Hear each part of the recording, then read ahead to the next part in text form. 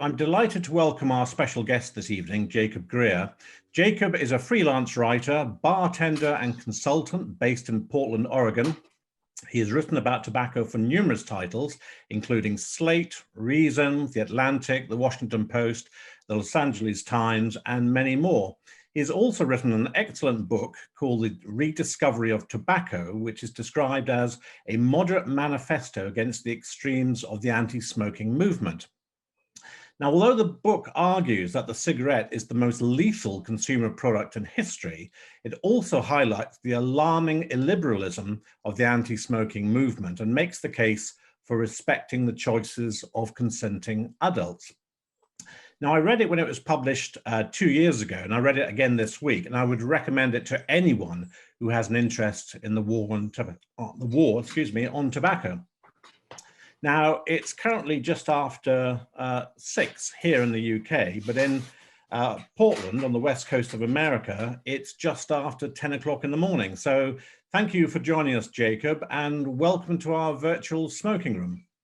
Awesome. Thank you for having me. I wish I could join you in the smoking part. My apartment is one of those illiberal places that doesn't give me that option. I'll have to save my cigar for later. Now, we're going to start. I'm going to bring up various issues that you raise in the book. I mean, there are so many issues I'd love to talk about, and we just aren't going to have enough time. That's why I would recommend that people do read the book. But Forest is a smokers' rights group. So let's start by talking about smokers' rights, because in your book, you suggest that, quote, defenders of smokers' rights have faded into cultural irrelevance. On the other hand, you also argue that smokers' rights deserve to be taken seriously. So first of all, is there any future for defenders of smokers' rights? And can you elaborate on your belief, which we share, that smokers' rights deserve to be taken seriously? Yeah, well, this came up really recently, I think in a very illustrative way in the US in the past couple of weeks, because if you've been following what's been happening here, the Biden administration announced that they're going to seek a ban on menthol cigarettes, which I think it's different in the UK, but in the United States, those are very disproportionately used by African Americans. And it actually did get some pushback, which I was happy to see. There were some skeptical takes on it, including one that I wrote. But what I found curious was that every response, the only way that people felt like they could argue against the menthol ban was to talk about things like how they would create black markets, how this would create more policing of black communities, there would be more incarceration.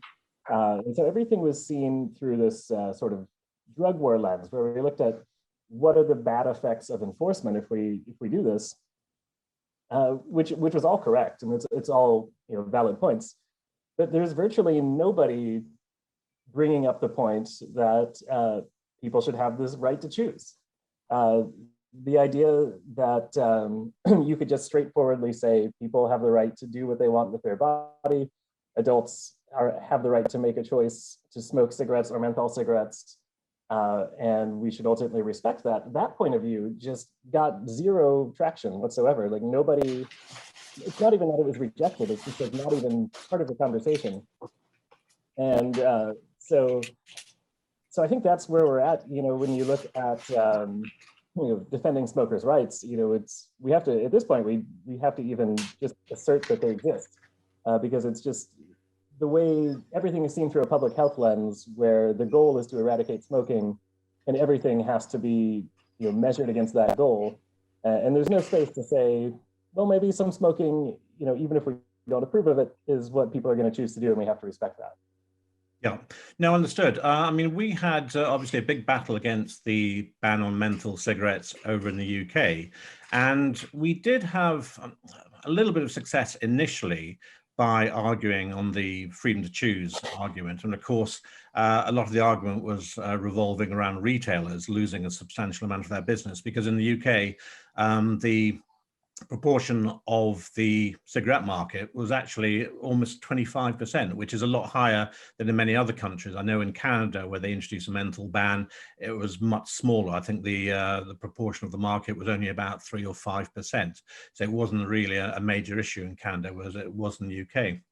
But in your book, you also talk about the futility of fighting smoking bans. Now, the reason I bring this up is because in the UK, the anti-smoking industry is gradually pushing to extend the smoking ban to more outdoor areas, which I know is more common in America. But fighting smoking bans has never seemed futile to me, partly because we do win the occasional battle, and we have been known to delay legislation by several years. So the other reason I query the futility of fighting smoking bans is because you yourself have described the expansion of smoking bans to outdoor areas as, quote, a classic example of mission creep, which I completely agree with. So my question is, do you still think it's futile fighting smoking bans? I wouldn't say it's totally futile, but I guess it depends on what your boundaries are. I think you raise a good point. Like I think we do have a chance fighting outdoor bans. I think it's much harder to reverse what's in place. I was actually very pleasantly surprised to see we had a bill in North Dakota recently in the United States to legalize cigar bars in the state, which currently there's just absolutely no indoor smoking whatsoever. And it failed by one vote, which was impressively close for a bill that had obviously a lot of opposition from anti-smoking groups. And even here in Portland, we saw that to some extent. We had the state health department tried to sort of sneakily change the way they enforce outdoor rules on smoking bans. That basically they were going to change their interpretation of a rule that would have closed down a lot of outdoor smoking patios. And even here, where we've got a very progressive press, that actually got a lot of pushback, and they were forced to stop doing that. So, yeah, I think maybe we can hope for détente would be the way to put it. We can we can try to stop further encroachments, but in terms of like trying to fight bans of sort of general smoking bans in bars and restaurants, I think that's really tough. And I mean, I guess maybe Berlin is the city to watch. Yeah, no, I noticed you mentioned Berlin, and you're absolutely right. I mean, Berlin seems to have got a good balance in terms of its regulation. I mean, part of the reason why we continue to do opinion polls, for example, about smoking bans, even though we're realistic, knowing that 15 years after the smoking ban was introduced in Scotland and later England and Wales and the UK, we know the smoking ban isn't going to be reversed, but we know from doing polls that a small majority of the public still supports the idea of separate smoking rooms in pubs and bars. And I think that's an important point to get across, because if we're fighting outdoor smoking bans, then it's quite useful to be able to say, well, hang on, before you extend the smoking ban, you need to know that a lot of people are still opposed to the original smoking ban. And of course, in political terms, it's useful to try and keep the opposition tied up defending older legislation, trying to stop them move on to new legislation. So I think there are a lot of reasons why it's still important to do that. Now, I'm glad you mentioned cigar bars, because I know that you smoke cigars occasionally and sometimes a pipe.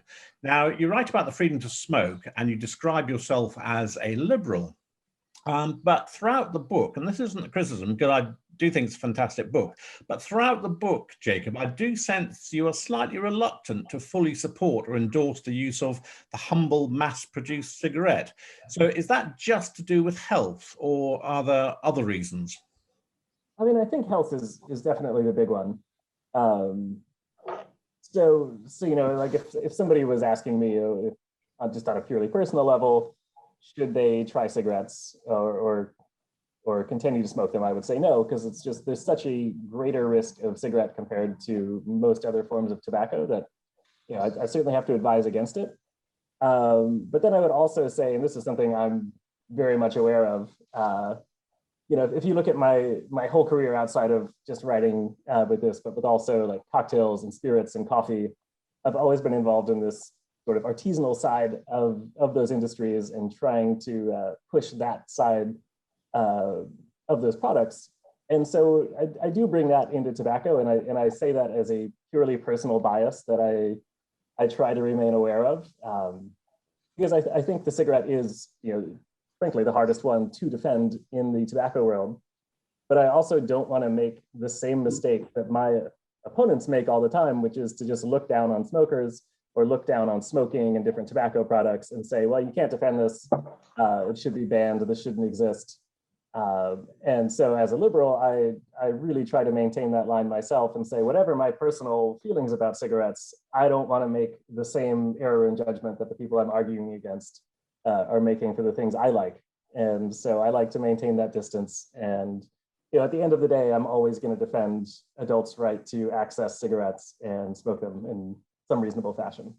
Okay. Now, your book is subtitled Smoking, Vaping, and the Creative Destruction of the Cigarette. Now, as I say, having read your book, I completely accept that you have a liberal agenda. But do you accept that many smokers who enjoy smoking cigarettes and don't want to quit may read that and feel that their habit is slightly under threat? So can you explain briefly what you mean by the creative destruction of the cigarette and what that would mean for confirmed smokers? Ooh, that's a great question. I think, first of all, creative destruction, for anyone who don't know, it's an old phrase from the economist Joseph Schumpeter, basically describing how when any kind of innovation happens, it's usually not just a gradual thing where the people who are currently winning in an industry continue to advance and win. Instead, they get put out by something completely new that comes up and disrupts the market. And so there's winners and losers when that happens.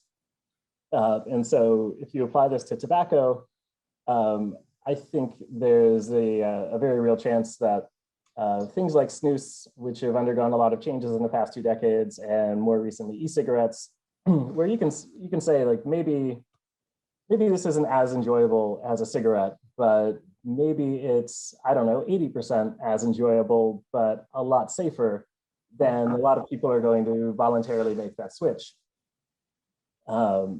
So then if that happens, cigarettes might fade away. Now, I'm not saying this should happen through legislation, obviously, but if it just so happens that there's just not enough demand for conventional cigarettes anymore, that it becomes a niche product, then I think that's, personally, I think it's good, but also I think it's just something that smokers would have to accept. I think the more dangerous thing that I've warned against is people who support harm reduction in what I would describe as an illiberal way, which is where I break with a lot of people who do promote e-cigarettes and snus and other options, which is where they want people to make the change, but they also want to ban the alternatives or restrict the alternatives in severe ways. And we might even reach a point where big tobacco goes down that route, where if Philip Morris is getting enough revenue from its IQOS, at least in some countries, it might decide to support regulation, and to really strict regulation, to sort of seize the market for their own harm reduction products and really get out of the cigarette business. So I would look out for that. Our supposed allies may not be allies if the market changes, would be the short way to put it. No, you're absolutely right. And we are monitoring that very closely, I can assure you.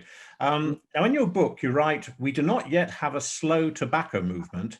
Even so, those who choose to smoke might take some cues from slow food." Now, can you explain what slow food is, and then explain what you mean by slow tobacco? Because I thought it was quite interesting. Yeah, so slow food was a movement that started out of Italy, I think back in the 80s. But basically it was a push against sort of industrial fast food and highly preserved food. And it was all about promoting artisanal products from a certain location that were distinct. And even if you don't know the word slow food, you're definitely living in the world where that concept has really changed the market. And for me, that's how I got into tobacco to begin with, was when I was in my early 20s working in the first like really high-end coffee shop in the Washington, D.C. area back in the early 2000s when that wasn't really a thing. And so, when industry is like that in its early days, you get very militant about it, and you get very passionate about, making the best coffee and the best espresso and trying to convert people, from drinking their sugary drinks or their Starbucks.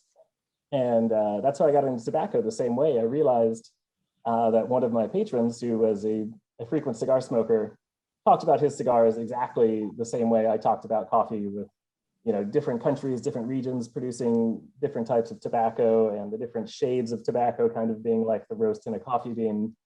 And so it took me from someone who really had never even tried tobacco before, had no interest in it whatsoever, other than from a sort of libertarian, liberal angle of wanting to defend people's right to smoke it. I just fell in love with it. I really, really enjoyed it.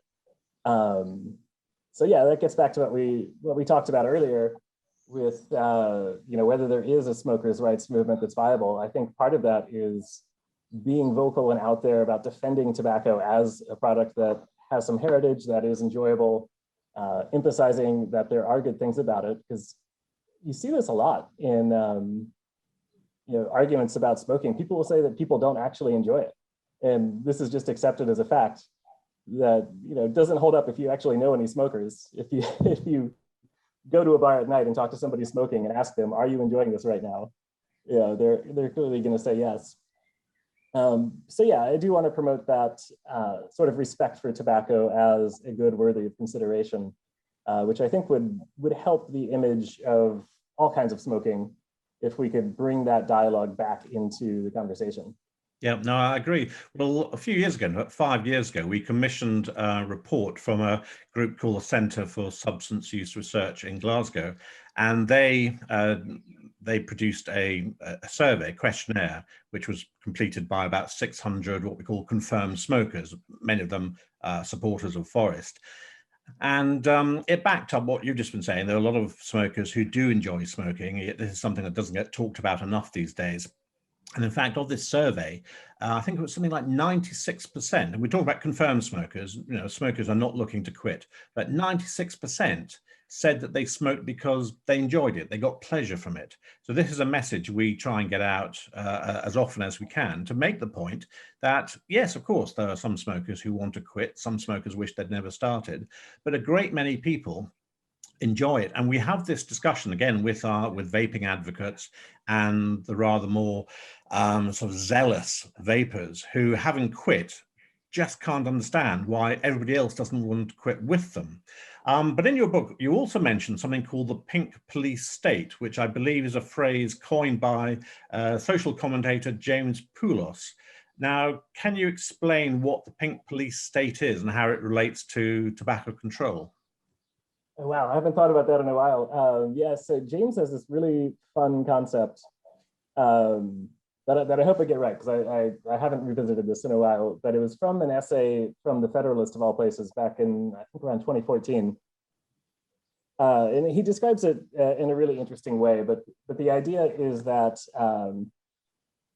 as opposed to the old liberal borders, which would be public versus private, and what you do in private is your business, and we're not going to encroach in that.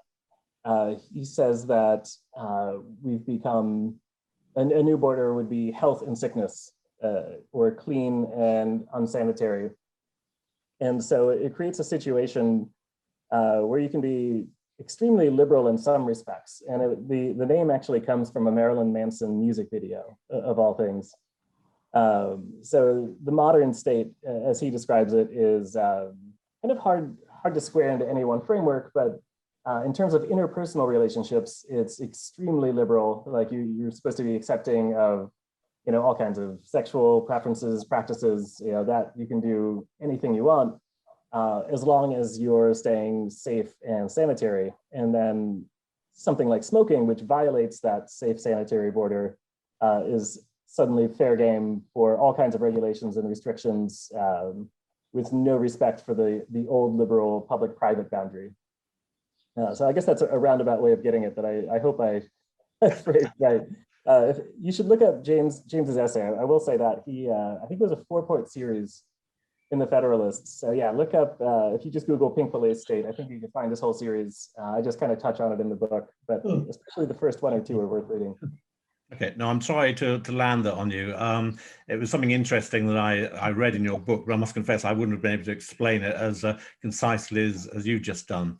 Now, you mention in the book, how in the first half of the 20th century, epidemiology began to expand its horizon from infectious diseases to lifestyle diseases. Now, do you think that post-COVID, there's a chance that epidemiology and therefore public health might return to focusing primarily on infectious rather than lifestyle diseases? Or do you think the assault on our lifestyles will only get worse? Ooh, man, I wish I could be more optimistic. I, I mean, my own take. I mean, even here in the U.S., we're not wasting any time. We're not out of COVID yet, but we're already talking about banning menthol and mandating low nicotine. So yeah, I would say I'm not super optimistic about the field getting back into that. But I will say on a personal level, uh, I've enjoyed getting to know other epidemiologists in the past year. Because prior to now, most of the epidemiologists that whose work I've encountered or have had dealt with online have been the people in the anti-smoking movement. And it's a great relief this year getting to know epidemiologists who are actually working with infectious disease, and they are so much more interesting and intellectually curious than the people I've dealt with before. So I do have a lot more respect for the field now in the past year. And I think I get a sense of where the top of the field goes and where the bottom of the field goes. Okay. And I think you know what I mean by that. Yes, I do. Now, you point out that from 1890 to 1930, bans on cigarettes were enacted in 15 different US states. Now, it's interesting, I think, because I think a lot of people think that the attack on smoking is a fairly recent thing, and that bans on smoking, again, is something that's only really happened over the last few decades. But actually, historically, it goes back 100 years. So do you see all cigarettes being prohibited again in some US states over the next couple of decades? And if that were to happen, how would you expect it to play out? Because we know that prohibition very rarely works. Yeah, I wouldn't be surprised to see it happen, especially a state like California, for example. Maybe, I mean, that's probably the most likely one. You could also see it in like New York City, perhaps. But yeah, I think it's unlikely we'll see a national ban anytime soon. And I would expect that if states did it, the unintended consequences would be pretty evident, and that might put off other states.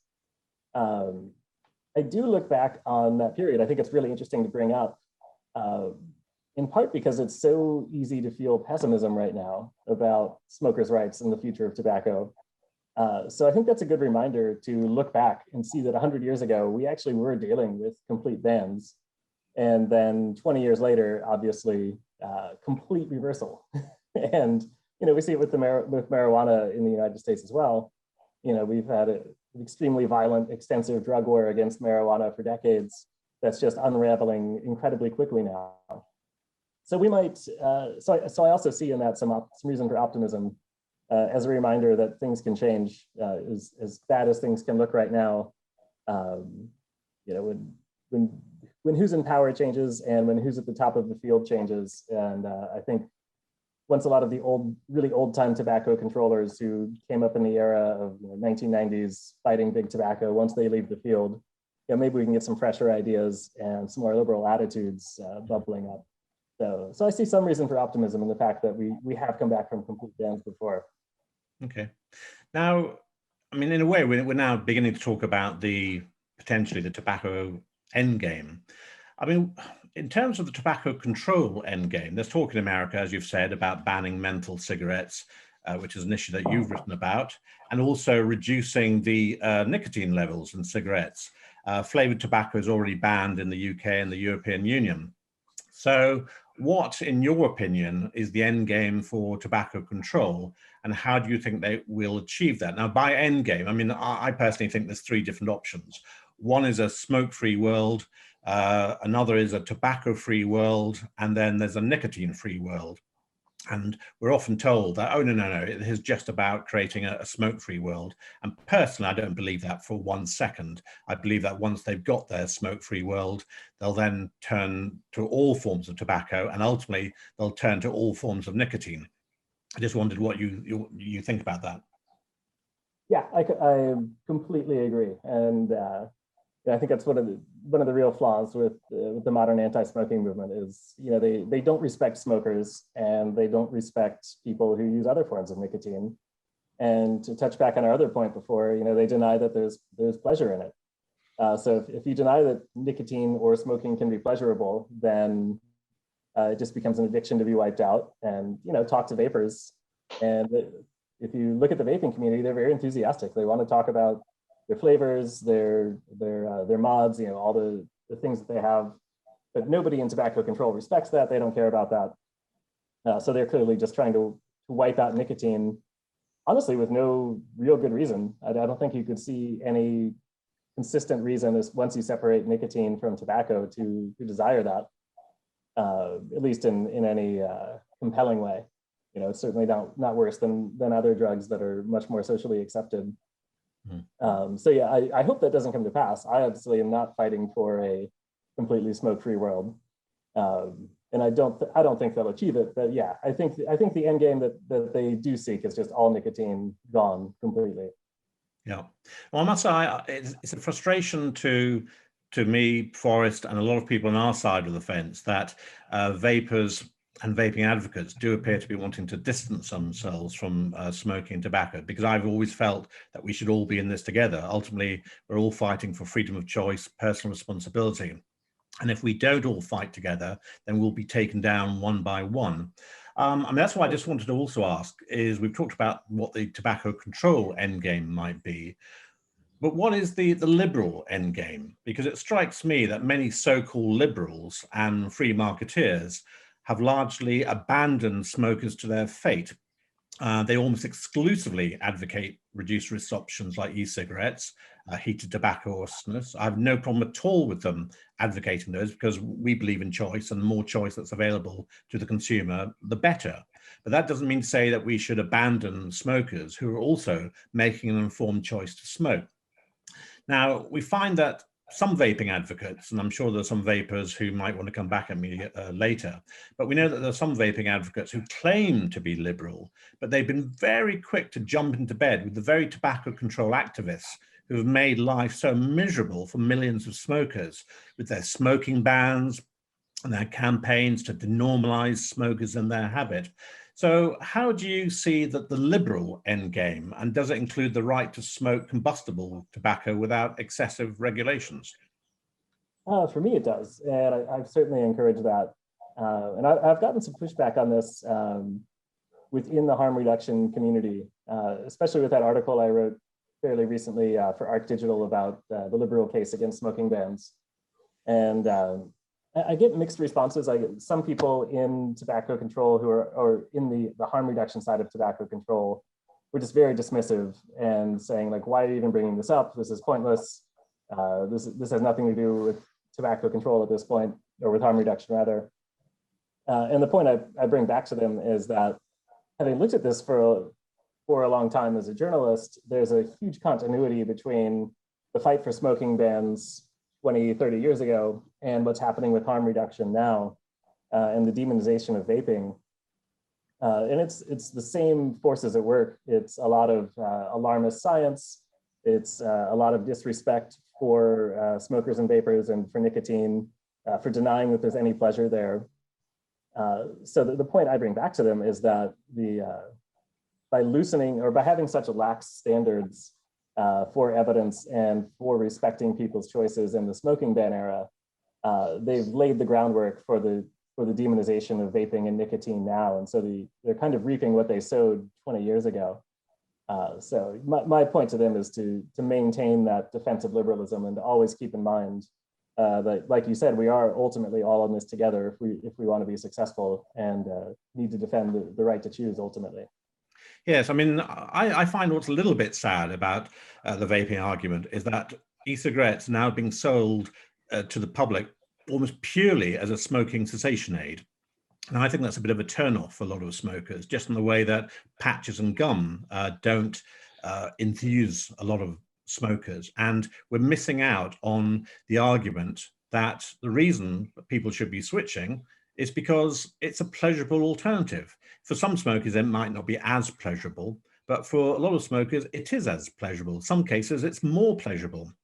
But I say it's being it's being sold very much purely as a quit smoking aid, and I don't think longer term that will do it a lot of good. I think it has to be much more than that, because otherwise the product essentially is being taken over by the anti-smoking brigade, the tobacco control brigade. You know, it's been taken over by government rather than being what it was at the beginning, which was a consumer-driven smoking cessation tool. I don't like to use those words, but it was something that people chose to do. It empowered the consumer. A couple of final quick questions before we open it to the audience. On the libertarian front, now you write that, quote, judging by the political success of smoking bans, the libertarian argument is clearly unsatisfactory for most voters. I would agree with that, but if the libertarian argument has failed, what do you suggest we do next? What is the next step for people on our side of the divide? I think it's mostly just demanding respect for smoking and for tobacco. I think we need to be just vocal about it, and that's part of why I've written some of the things I have, about cigars in particular, but also just more smoking in general. Like I guess this is something where I think the harm reduction argument gets lost too much in, like you said, treating everything as being about smoking cessation instead of being about individual choice and fulfillment. So yeah, I think it's just really about being vocal and unashamed about that, which there's very little attention paid to right now. And to be honest, I don't know how we get there. I do see like little green shoots of people starting to take it more seriously.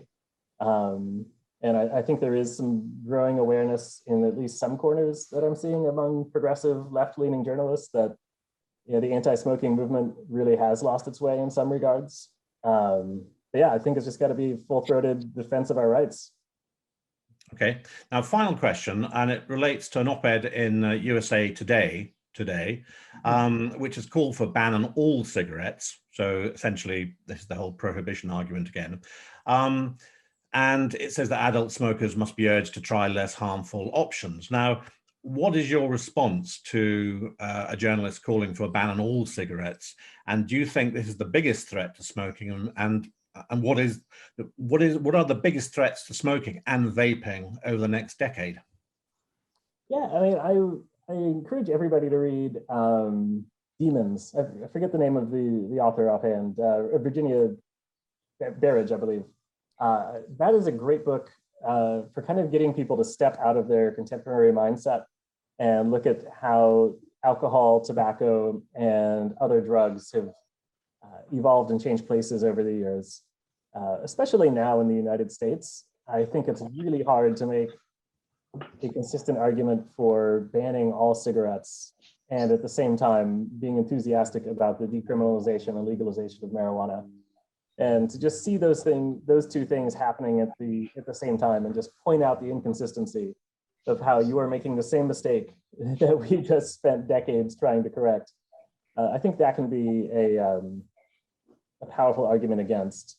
I think the more realistic short-term threat in the US is probably the mandating low nicotine in tobacco, which the FDA has at least half-heartedly wanted to do for some time. And I think if that happens, cigarettes will go first, and then people will start switching to other forms of tobacco, and then those will get mandates as well.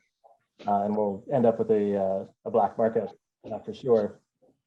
So yeah, I view the low nicotine threat right now as bigger than probably a complete federal ban. So that's what I'm looking at. Okay, brilliant. Thank you very much. We'll now take questions and points from the audience. So I'll hand back to Mo. Okay, brilliant. Thanks very much there, Simon. And what I'll do is, I think a lot of people have worked out how to raise hand button. You will find it if you don't know, you arrived a little bit late, under the participants button or under the reactions button. What we'll do is we'll take three or four questions, and then perhaps come back to you, Jacob, and then go back out again to the audience. So Stephen, first, if you would like to unmute yourself.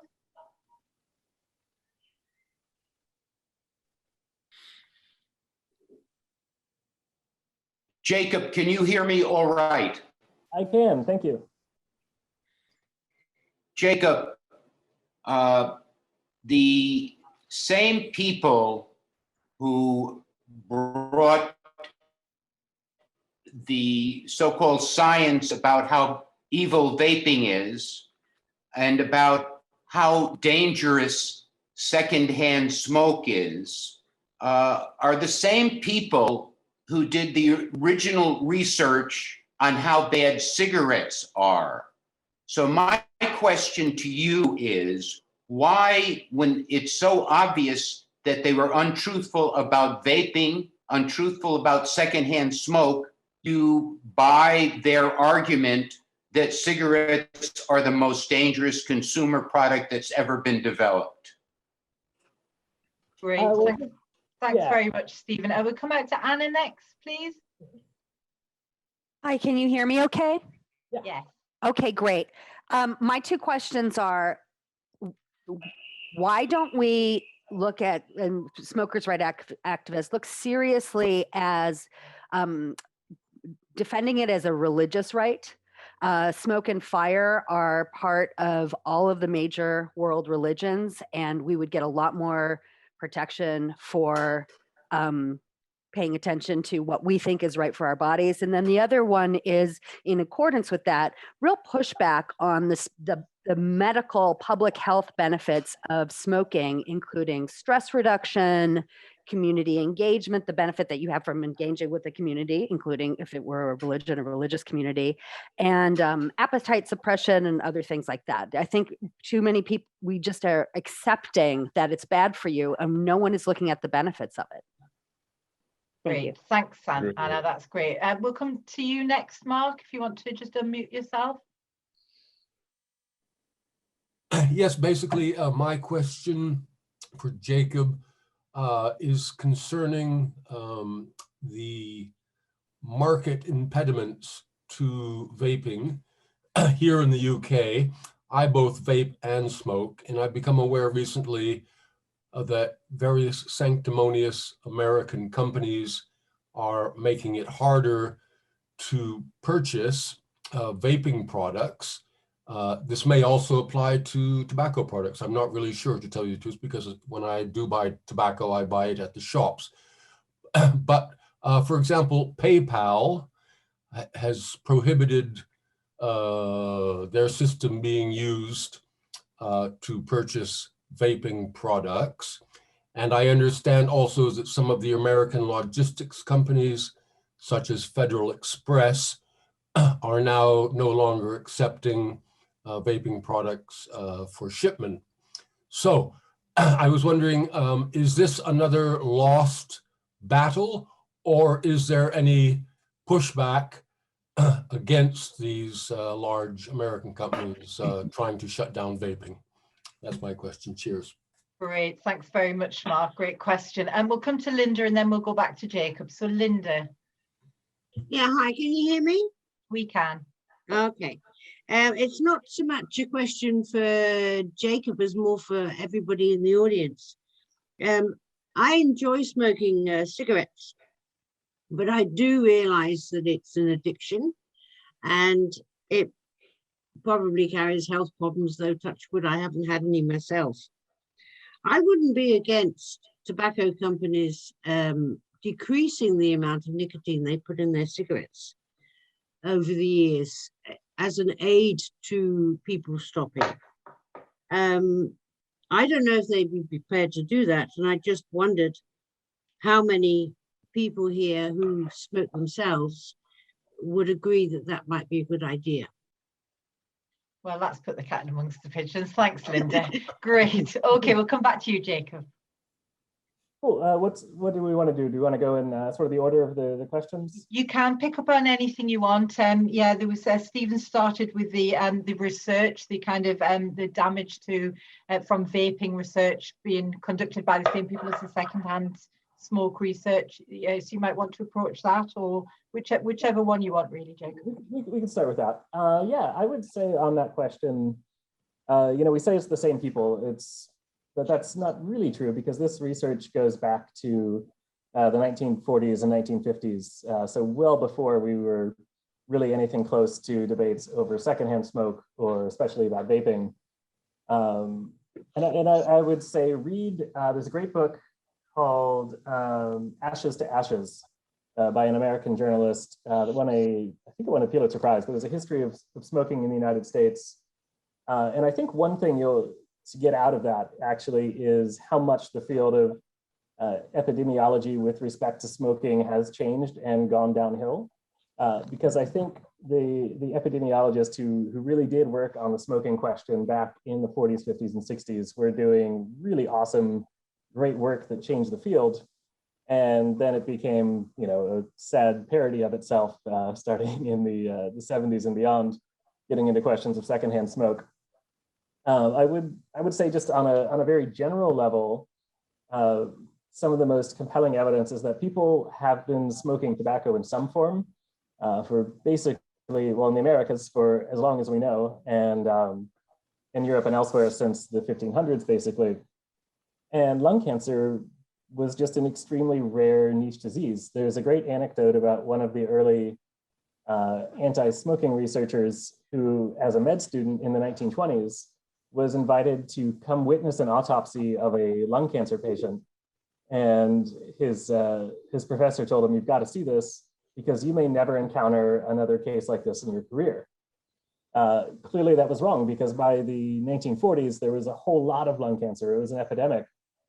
And so when you look at the dramatic rise in lung cancer, it coincides really well with the popularity of smoking cigarettes, and it's also divided by sex as well, in that men adopted cigarettes in the United States a couple decades before women, at least in large numbers, and that showed up in two waves as well with the lung cancer rise. So I really do think that's a pretty well-established fact at this point. To do with that as you will. And I don't think we really benefit by attacking that. Someone else raised the point on potential benefits of smoking and nicotine, which I do think is worth considering. Obviously, there's pleasure, and then there is some emerging research, I think, with regarding Parkinson's and other neurological factors. I'm not up to date on it, so I'm not going to go into it, but yeah, there is a blind spot on what benefits nicotine might have that we've never really considered, in part because we haven't had good ways of delivering nicotine from a health perspective until fairly recently. Does that cover those points fairly well? Yeah, I mean, we can come back to it, but later on. But I mean, Anna made a point about the smoke and fire protection argument and what's right for our body, and then Mark was talking about market impediments and PayPal prohibiting the purchase of vaping products and that sort of thing. Yeah, I have no idea about the legal issues that would be involved in trying to promote a religious defense of smoking. I think that'd be really interesting to try. And you do see not quite the same thing in the US, but we do have different freedoms for Native American reservations. So they're able to do things with tobacco that the rest of the country isn't. For example, the state of Washington, which is neighboring me, has one of the strictest smoking bans in the entire country. No cigar bars are allowed, no indoor smoking is allowed. You have to be 25 feet away from any door or window of a public building if you smoke. So basically, it's impossible to be a smoker in most of Washington. But the big exception are the Native American reservations. So they can offer that hospitality that the rest of the state can't. I do remember one losing case in the US where there was a theater exemption somewhere where smoking was allowed in a theater production. And so somebody came up with the idea of having every night at this bar venue of being a communal theater, and everybody was one of the actors. and so if your role was to smoke, you could do that. Unfortunately, I don't think the court bought that argument, but I did admire the creativity of it. Yeah, and then on the vaping question, that's been a huge problem. The mail thing is very new. That there's a lot of restrictions on mailing vape products right now. That and I haven't followed it closely. I think there are some ways you can do it, but some carriers are just deciding it's not worth the regulatory hassle. And the biggest issue is just the FDA, which recently applied its pre-market rules to all vapor products, which basically means that to stay on the market as a vaping product in the US right now, you have to file just ungodly amounts of paperwork that by design, no small company can possibly comply with. And the roots of this law go back to Philip Morris actually lobbying for the FDA to regulate the tobacco sector back in the early 2000s with the idea that as the biggest tobacco company, they would be best positioned to navigate this thicket of regulations. And even though vaping was not really on the horizon then, it's obviously worked out in their favor. So you know, the big company-backed vaping products are going to be at an advantage, and the small mom and pop shops that have been reaching a lot of smokers are going to have a hard time staying on. Brilliant, thank you. And we've got Linda's point, but we'll just leave that sort of floating in the air, because that was about being up for making it easier for people to quit, but that wasn't directed at you, Jacob, so we'll let you off the hook for that one. So we'll come back out to the audience now. John Mallon next, please. Can you hear me? Yeah. We can. Hey, Mo. Greetings, Jacob, from Ireland, the Republic of. I just wanted to ask, as regards the US, why do you automatically assume that your government can meddle in your health, in your personal health? They don't even help to pay for your health over there. You do that by yourself. Why can they introduce laws? You're supposed to be a democracy. Why can they introduce laws to interfere in your life because they say it's good for your health? Why aren't you, given that you pay for your own health benefits, why aren't you allowed to choose for yourself in the greatest democracy on earth? Brilliant, thanks, Mark. And Marcus next, please. You'll have to unmute yourself, Marcus. Yeah, thanks. So I was wondering where things are going to go. You know, are we going to end? And it was also tied up with the arguments around. Sorry, I got distracted by whatever that sound was. The arguments around people. Oh God, sorry, I've lost it. Oh dear. I've completely lost it. Can you come back to me in a minute? Should we come back to you, Marcus? Yeah, no problem. That happens to me all the time. Costas next, please.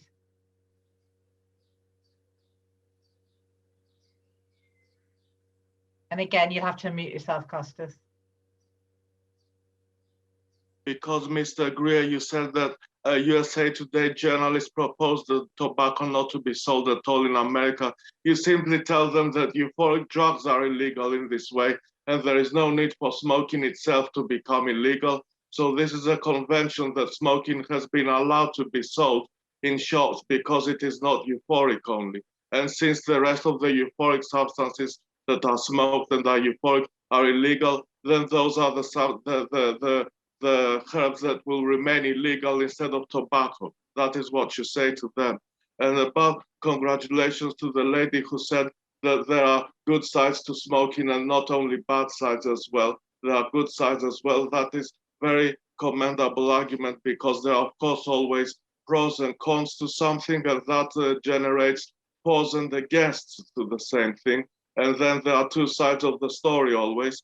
For example, a life that is lived better and is well worth lived, and you are free and you were able to do whatever you wanted and you fulfilled all your life accomplishments, wasn't the life when you weren't able to smoke at all, or you couldn't. Life expectancy, life longevity is measured in terms of life satisfaction as well, and it is counterbalanced. It is not only about full longevity, more longevity, also about a life that is well lived, and life satisfaction gives makes up a better life. That is why longevity is not the only issue that is involved, and there are two sides to a story.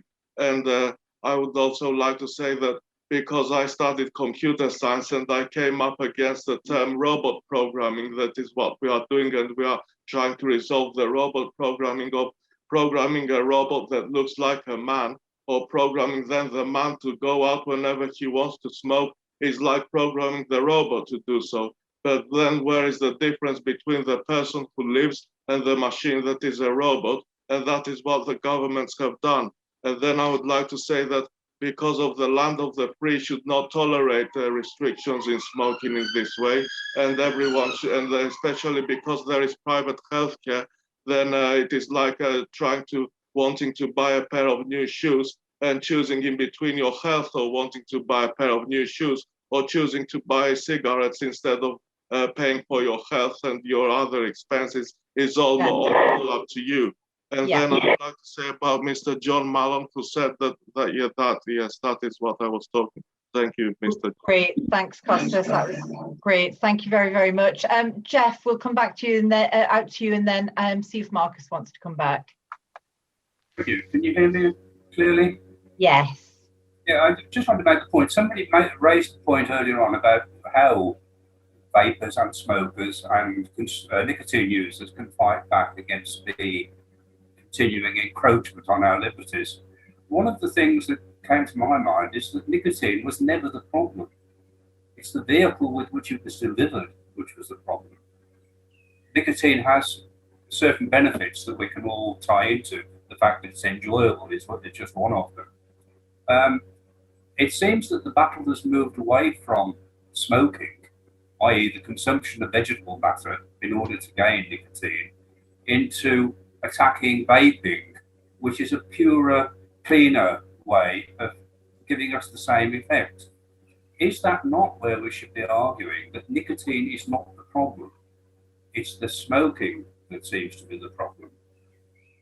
Great, excellent, good question there, Jeff. And Marcus, do you want to come back? And yeah, I think I've got it right in my head now. So, so basically, how do you think it's going to go, Jacob? Because and when I'm talking about things that can affect health in the round, so because they've had successes in regard of smoking, achieving smoking bans and things like that. I'm talking about the anti-smokers now. But these people aren't just anti-smoking. That's the thing we've got to realize. They're also anti-anything they don't like, that they don't want you to do. They want you to live your life in a certain way. So they're already coming after drinkers. They're coming after people who like nice food. So how do you think it's going to go? Are we going to be able to rail back from that? Or is it going to get worse?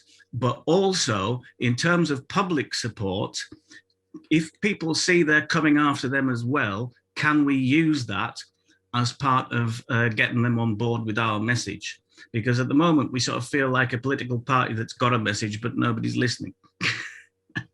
Great, thanks, Marcus. Definitely worth the wait. Thank you very, very much.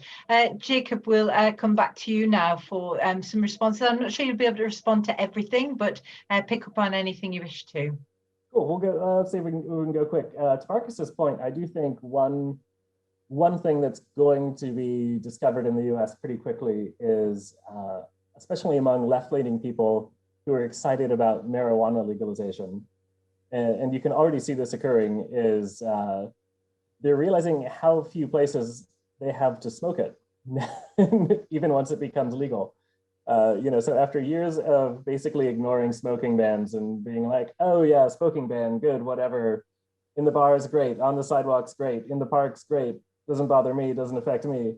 And then now suddenly they want to smoke openly, and the laws that they've sort of ignored all this time are biting them. So that might actually work in our favor in terms of building an alliance.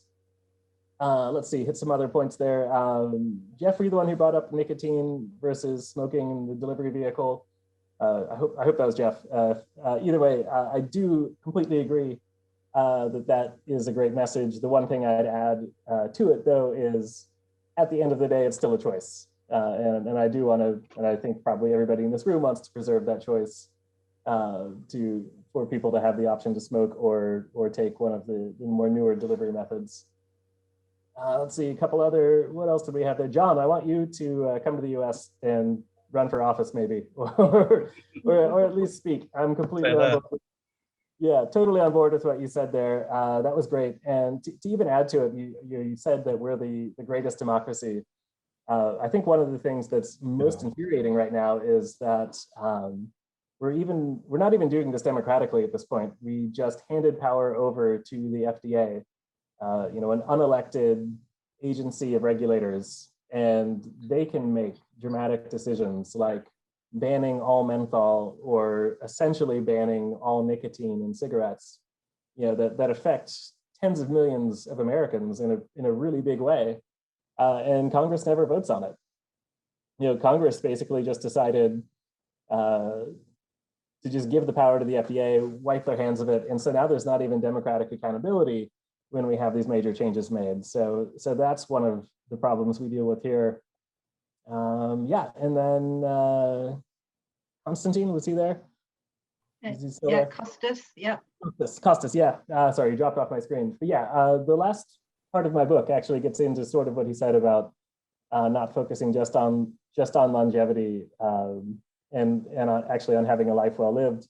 And that's something I get into in literally just the last couple pages of conclusion, which is that, you know, I know that if I wanted to absolutely extend my health to anything else, I obviously wouldn't smoke at all, and I would certainly shrink my whiskey collection that's behind me, not by drinking it, by getting rid of it.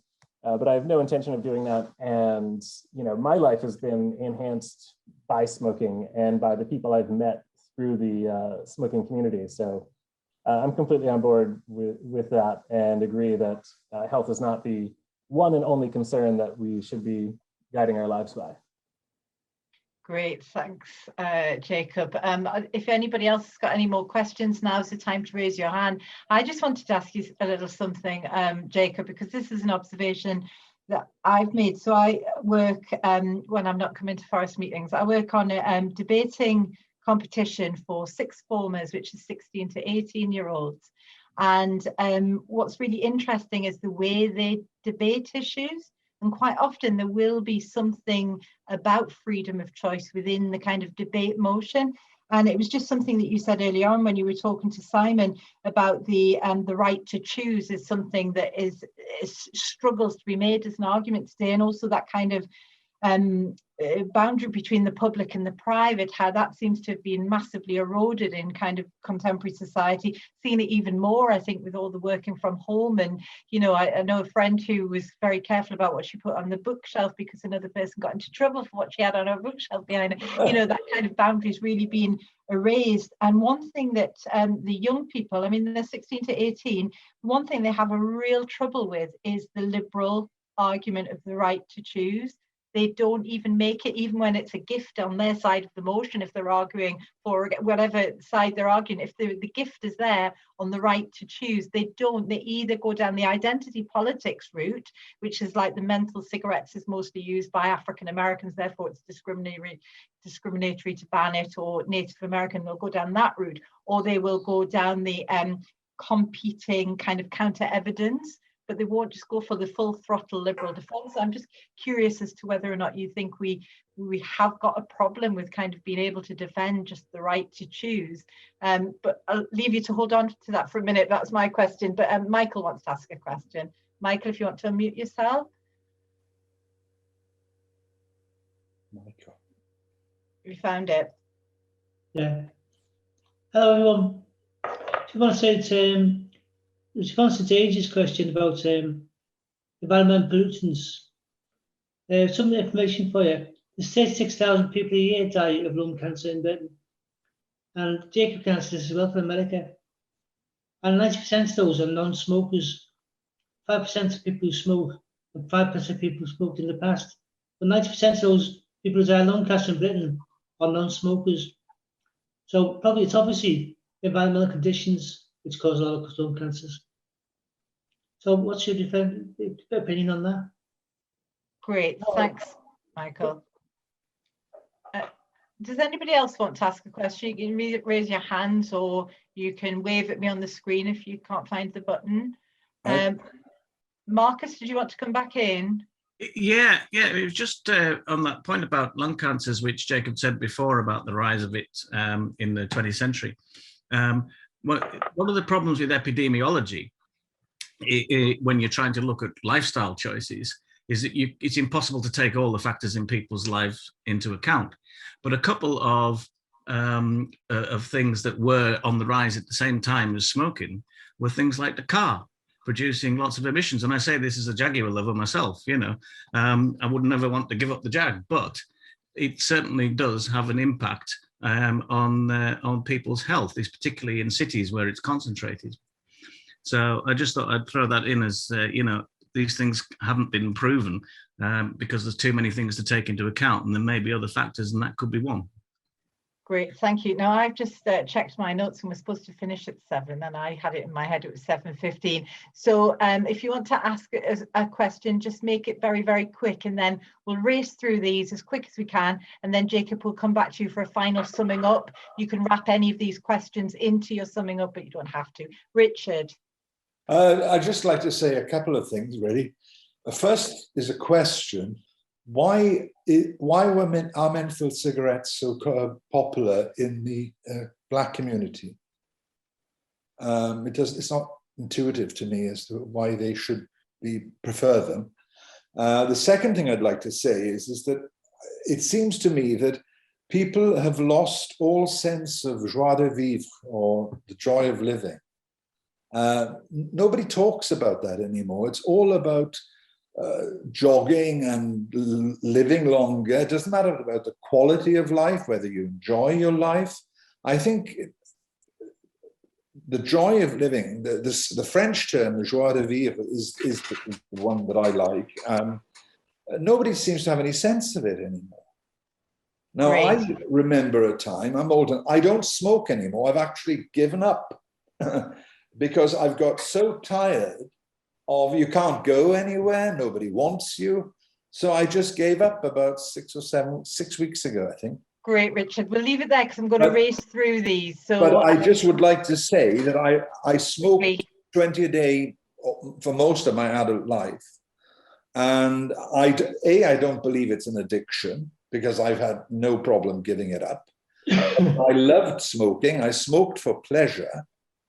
And I remember the nice times in the 70s and the 80s where you could go to a lovely restaurant, you could have a smoke with a drink, and I used to really enjoy it. Thanks, Richard. We're going to leave it there because quickly, Michael, 30-second question. Is that back to me? Yeah. Okay. As I say, there's more. It's more to do with environmental pollutants than is actually smoking. All the stats, of course, agree with that. So, what's he thing? What's it like in America? The same stats, similar stats. Great, thanks, Michael. And Marcus. Yeah, sorry, Mo, that was a legacy hand. I forgot to drop it. That's even better. Okay, Stephen, final one from you. Sorry to rush you. I've been involved in the smokers' rights movement for more than 30 years. I keep hearing the argument that they're going to come after obesity, come after drinkers next. I have never seen that materialize. So it seems that for some reason, Jacob, tobacco is very, very particular. That's my comment. Great, thanks, Stephen. Okay, Jacob, final word to you, please.